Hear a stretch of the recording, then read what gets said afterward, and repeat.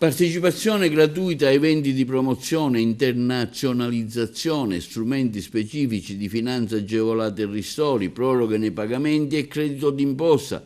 Sono alcune delle iniziative messe in campo dal Ministero degli Affari Esteri e della Cooperazione Internazionale che sta coordinando un pacchetto di misure a sostegno delle aziende esportatrici o appartenenti alla filiera export in Sicilia, volte a compensare i danni subiti dagli eventi di natura calamitosa e favorire una pronta ripresa dell'attività verso l'estero.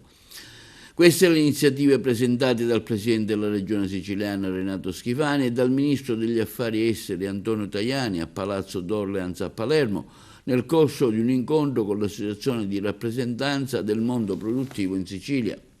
Ringrazio il Vice Premier Tajani per l'iniziativa che sta portando avanti, ha dichiarato il Presidente della Regione Schifani.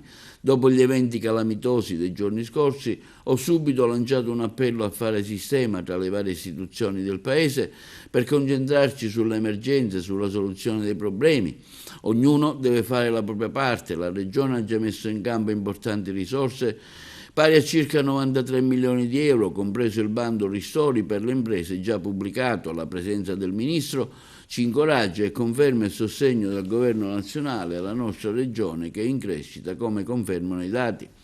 La nostra missione di oggi è quella di dare risposte concrete al tessuto imprenditoriale colpito in Sicilia da calamità naturali, ha dichiarato il Vice Premier Tajani. Oggi presentiamo le misure messe in campo per permettere alle aziende di accedere a una serie di opportunità e di ristori in tempi brevissimi.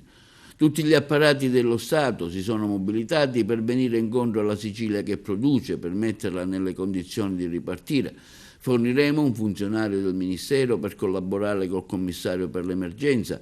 Vogliamo che sia chiaro un concetto.